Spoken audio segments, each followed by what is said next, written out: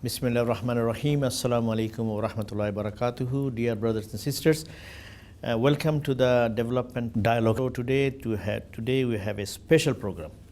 We'll be speaking to our very dear sister, Dr. Azza Karam, is one of the leading figure within the United Nations system. She is currently the chair of the Interagency Task Force of engaging faith-based organization into the United Nations system. And welcome, Sister Azza, to the program. And please tell us, Dr. Azza, about your background. When did you enter into the United Nations systems and your education and so on? First of all, thank you very much for having me, for the opportunity to have this conversation with you. I would have to say I am definitely not one of the leading persons in the UN system. I am a humble advisor, one of many very capable, wonderful people in the UN system. My particular background has been in the area of studying where religion, politics, and human rights come together. That has been what I've devoted my studies to. I only joined the United Nations after many years of teaching and working in other international organizations in 2004. And I've been in the United Nations since. I've worked first with the United Nations Development Program on supporting the coordination of a very major regional initiative called the United Nations Arab Human Development Report. And then I moved from the United Nations Development Program to the United Nations Population Fund. And it's very interesting to observe that in both these places I had the privilege of working with some very distinguished women leaders who, it happened as a coincidence, I think they both came from the Muslim world. One was from Jordan, Dr. Rima Khalaf. One was from Saudi Arabia, Dr. Saraya Obaid. Very, very powerful, very articulate, very learned Muslim women who were very senior in the UN system. I learned a lot from them. They were obviously the big bosses of the organizations that I had the privilege to work in, but they have been examples ever since for, I think, for capable, articulate, learned Muslim women's leadership in a way. Among many wonderful examples that we have, that we are alhamdulillah blessed with today and for many centuries. But I refer to them because they were instrumental in teaching me the strengths of working in a multicultural system, and also the cautionary considerations about engaging with religion and talking about religion as a United Nations system. The United Nations, as you know, is a very, and I don't speak for all of it, I certainly can only speak for what I know of it as one of the many international civil servants.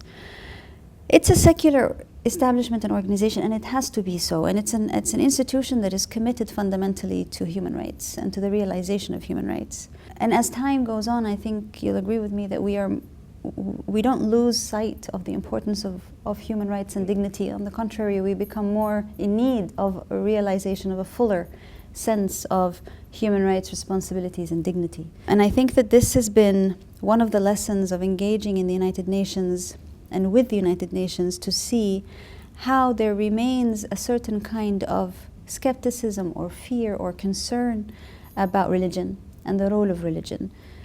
And the times we are living in today, we have to admit, show both sides, the good side and the not so good side. How religion can be manipulated, abused, but also how religion can be a force for convening, for the powerful and the good. How the engagement with religious organizations can actually teach the secular organizations many things. I give as a very simple example, when we first started to consider why we work or we should work with religious development organizations. One of the things that we first realized, and this should have been obvious, very obvious, but for some reason it wasn't, and it was a discovery. But one of the things we realized was that the oldest social service providers known to mankind Yes. are actually religious institutions, right? So the schools that we still go to today, many of the schools we still go to today in many parts of the world, many of the clinics and hospitals and nutritional service providers in communities around the world, the oldest social service providers are in fact the religious institutions. And it's not just the Muslim or the Christian, or all religious institutions see as a primary role and contribution the service to the community. So this is fundamentally what the work of development is. It's about providing social services, about realizing human rights. And we suddenly realize we, the international development community as we know it today, we are the new people in this business. The oldest and most established, and still till today, the most far-reaching in communities around the world are the religious institutions. And I mean not just the churches and the mosques and synagogues or temples. I also mean not just the religious leaders, but we're also looking at religious non-governmental organizations who are providing development, who are international development actors in their own right. And they indeed have been around for the longest time in different guises and different shapes. So it was a humbling lesson to realize that actually there's a community of development actors which is much older than the United Nations or the European Union or all the mechanisms that we refer to today, and that has tremendous reach and, more than anything, also tremendous social impact, in the sense that when one religious leader speaks, he, and it's usually been a he, there's only recently that we're looking at more female leaders in their own rights, but generally when one religious leader speaks, he can reach a lot of people on an average day. And if you calculate Friday, Saturday, Sunday, each religious service that will take place in the different institutions, the outreach is way beyond the capacity of any one international or regional organization. It's much bigger. So for those reasons, I think there was a consideration that, oh, and I forgot to mention a very important figure. One of the statistics that we learned about as we looked at the various studies done by the World Health Organization, by the World Bank and others, that if you look at only the field of health alone, that an average of 30% of basic health care around the world, this is a global average, an average of 30% of basic health care around the world is provided by and through religious organizations. If we're serious about strengthening health systems, which we say we are because that's one of the Sustainable Development Goals today. It was one of the goals before in the Millennium Development Goals. It will always be a goal of social human development. If we're serious about the goal of strengthening health systems, how can we ignore 30% of them? Absolutely. So that was a trigger for many of us to say, okay, we are working in the field of health, many. We must look at this sector because this is a sector of health services that should be integrated, or at least we should be aware of it as we seek to do this work. You were going to say something? I mean, I was talking to the former president of Muhammadiyah, the largest religious institutions in Indonesia. They have over 500 hospitals, 192 higher education institutions and universities, over 14,000 schools. Wow. So I think if you ignore them, bypass them, then the ability for you to reach out to the global population will be limited. Exactly. So I think that reality is now becoming a dawning in front of the policymakers like yourself. So one personal question that comes along, having studied, coming from from the Arab background as a woman working in the United States in the UN system, what is your personal experience of how you have circumvented the inherent barriers that we see? I think, to be really honest, the United Nations is one of the institutions where there's such a diversity of capacity and talent and culture and social background and nationalities and religions that it's very hard to think of any traditional barrier because we are so diverse. The systems, I believe that the United Nations' main strength is precisely in who it convenes, who it brings as staff, certainly, but as governments, and as an international civil service, in the best sense of an international civil service. So I would say that my own experience so far has been, frankly, a very positive experience, because I have seen, and I was sharing with you earlier, some of the best examples of women's leadership and Muslim women's leadership I have seen in the United Nations system. Of course, I've seen them elsewhere as well, but within the frame of the umbrella of the UN, I have seen these examples. Great news for me, great news. No, and to be honest, there's a great deal of inspiration that this United Nations system can provide. I think we often think of the UN as this strange, faraway body that is supposed to be doing humanitarian work or negotiations in certain countries. We don't realize often enough, first of all, how big it is as a system. It's a pretty big, it's an international civil service. The civil service in any one country is big. So the international civil service is massive. 194 countries. Exactly, exactly. And it genuinely is a grand institution.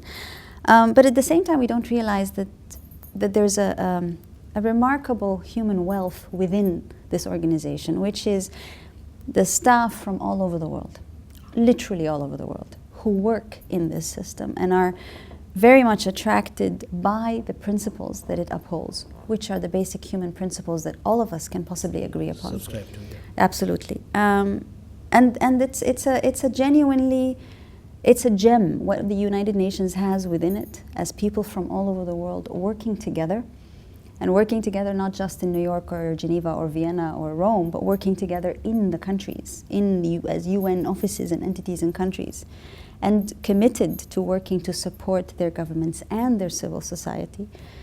I think that's the greatest wealth of the United Nations, to be honest. It's the people it has and where it works and who it is and what it stands for. And that's why I believe that it's the only multilateral mechanism that genuinely represents all of us. And as such, we need it, and we need it very much to be functional and to be strong and to be able, because it is a reflection of all of us as human beings in the world. But we could do a better job of communicating that, I think, internally. So I'm sorry that the answer tended to be a very general one, but I really do see myself as a product of the United Nations system, not because I work in it, but because what I've seen in it is a reflection of what I've seen outside it. It's us in our diversity. It is very reassuring and refreshing to know that you did thrive within this system, and you feel it's the genuine representative body of world population. That is very refreshing and reassuring. And in terms of your pursuit in getting the faith communities, and as a whole, Islam and the Muslim community comprise approximately 1/5 of the world population, and their entry into the system is long overdue. And if there is anything, then organization like ourselves, a humanitarian agency working into the most difficult part of the world, what and how we can address the engagement of the Muslim institutions to get into this noble institution that you are working in. Thank you for raising that question. I think I'm used to hearing, what can the United Nations do for us? And often the response is, don't ask what the United Nations can do for us, ask what we can do together. Absolutely. The United Nations or we can add value. Absolutely. I mean, recently we have channeled some of £500,000 to run educational program in Gaza through UNRWA, United Nations agency. Rather than we inventing the wheel, they are doing a fantastic job over 60 years. Yes. So we went to Belgium, signed out with our chairman, signed an agreement, and passed on our resources to run the educational program in Gaza. Oh, interesting. Okay. So I think you are absolutely correct that what we can add value to the United Nations. It is our collective voice. Absolutely. That's So exactly if right. yes, you can highlight some of the ways. I think that you've just given a very great example of how it isn't, in a sense, it isn't about what the United Nations does for, but it's what the United Nations can catalyze, can realize, can enable in partnership with organizations such like yours and others. And I think there's a very strong awareness in the United Nations, especially as you can see, there's even an entire goal now in the Sustainable Development Goals agenda that reflects the criticality of partnerships across different sectors. So with the various civil society organizations, with the private sector, with the philanthropic sector, that there is a need to work more in collaboration and less as individualized entities. And I believe that for the faith sector in particular, if one can say there's such a thing as a faith sector, by the way, there's a lot of discussion and debate about the logic of saying that. But if we were to say that there's the world of religion, which is much bigger than the world of the United Nations, much, much, much bigger. Of course. But that world of religion, which is very complex and rich, is also clearly a partner to the institutions that are established that in the international sector, let's say as the UN. How we can partner has been a very interesting journey, because we started off by realizing, those of us who are interested in the issues of religion and development, we realized that it wasn't taken for granted that of course we have to work with religion or religious actors, at least not in these capital cities of New York, Geneva, Vienna, the headquarters of the UN. Yes. We realized that there's a discrepancy between how we think in the policy-making centers of the United Nations and what's actually happening at the ground. So on the ground, many of those of the operational UN agencies will tell you, of course we must work with the communities, all communities, and that includes the religious communities par excellence, because these are the key communities. You can't work with people and not work with religion, because people and religion are very closely intertwined in most parts of the world. But this is the reality, if you will, in the different countries.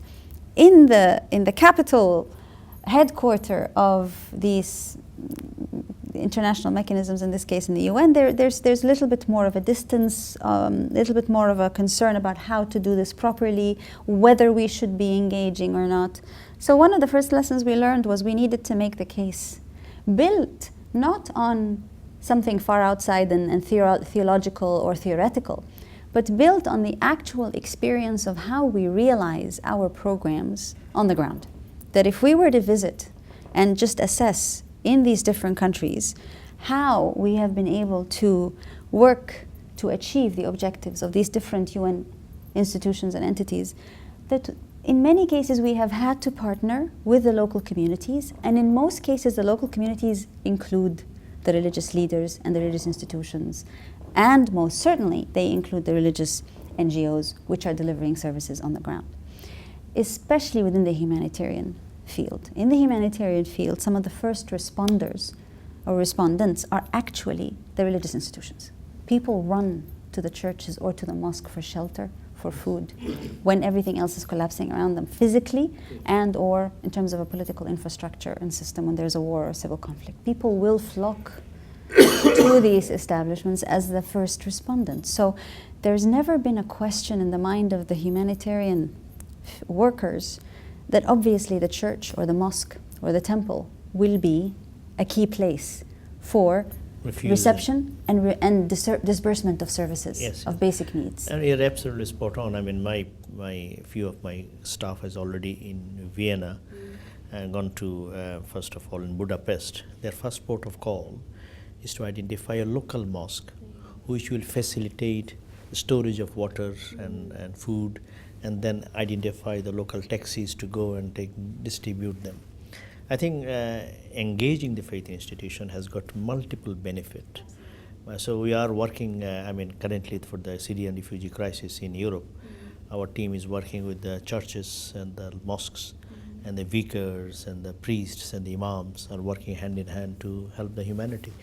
I think this will open a new floodgate of collaboration and appreciating each other and great faith, rather than wasting our time debating on the doctrine. Right. But I would call it the applied doctrine to the humanity, to embrace them together. I mean, you were talking about the change from the peripheries. Can you elaborate on that? Certainly. I think one of the things that we often believe is that you have to be in the center of an institution, of a country, of a capital city. You must be at the center in order to effect change. And what we've learned over time, all of us, when we look at historical developments, when we look at what's happening today in the world, is that very often change does not only happen at the center. Change actually may well happen and is happening at the periphery, what we consider the periphery today. Whether it's the periphery of an urban center, or it's the periphery of a region, or it's the periphery of a country that actually borders. That actually the change that is sometimes forced upon institutions, mechanisms, lifestyles is from the periphery. And as we realize it, and I believe this point was also alluded to in the encyclical of the Pope, that actually change happens from within that periphery. So the notion that you have to be close to the center or at the center to realize a transformation of any ideological, practical, economical, or financial is really being questioned very seriously in today's geopolitical realities. And with that, we also realize that those of us from a very micro, now this was a macro sort of reading, if you look at it from a very micro perspective, those of us as colleagues in the United Nations who first started to explore the question of why we should engage with religious actors often sit at the periphery of the decision making. That's why when you were introducing me, I said, I'm not a leader, I'm actually one of the many advisors on the periphery. Excellent. But as we sit on the periphery, it doesn't mean that we are away from the capacity or the opportunity to make a difference to the way of thinking, or to even just reflect a little bit more critically on the learning that is happening within our institutions. On the contrary, precisely because we happen to sit on the periphery, we can see things from a different way, and we have a little bit more room to maneuver, to be able to at least come together and think and share with one another how best to bring the awareness of the importance of faith, not only on the level of belief and spiritual convictions, but as agents of change, faith actors as agents of change in their own societies, as the oldest social service deliverers that humankind has known, as some of the most influential behavior change makers. How to bring all that awareness to our colleagues, but most especially to our own bosses and the decision makers in the system. We started at the periphery, to be honest. I think I wouldn't say that we are now in the center making the decisions at all. We're still advising from a distance, so to speak, when we're allowed to. But I think the knowledge that has come from our coming together within the UN, and then with our faith partners, to also inform, to be the mirror that can check our own perceptions and our own certainties, that outreach to one another in the system and outside of the system with the many partners, including, by the way, secular civil society partners who have also come to us with, you need to look at this sector, you need to appreciate that this reality exists in people's lives. Not always because it's a good thing, because religion is a good thing. Sometimes precisely because there is a fear and a concern about the harm that can be inflicted in the name of religion. But it was that process of reaching out about religion and faith that made us learn a lot, but made us also grow together to make this issue no longer an issue of the periphery, but a reality that is slowly growing. The consciousness about it is growing within the system, and we are constantly being educated by our own leadership that is increasingly more comfortable talking about the importance of religious leaders and religious actors and faith-based organizations. So it's no longer a peripheral issue. Yes, yes. Wonderful. And I think, Dr. Azza, you have been a great inspiration, being an architect of engaging faith institutions with the UN work, and that is a great privilege. And as a Muslim woman, I would like to ask you, because many of our viewers are young people, any message for the young European Muslims, particularly young European Muslim women? Any message of nasiha or advice for them? I would say that I have learned most by engaging with others who are not of the same religion, not of the same nationality. I have learned most and grown most through my engagement. Engagement meaning talking, listening, especially active listening, in my relationships that have been built over my lifetime with human beings who come from other cultures, other religions, other parts of the world. And that the more I have learned through this engagement and interaction, the more I have grown to love my own faith. SubhanAllah. What an analogy. Thank you very much, Sister Azza, to give time to Iqra TV. Dear viewers, the summary of her final advice or nasiha is that listen to the others. Don't always talk, listen. And through engaging with others whom you don't know, you will learn to become a much more successful, mature and grown-up individual. And you contribute and find your place in this society at large. We will look forward to seeing you in the next episode. Assalamu alaikum wa rahmatullahi wa barakatuh.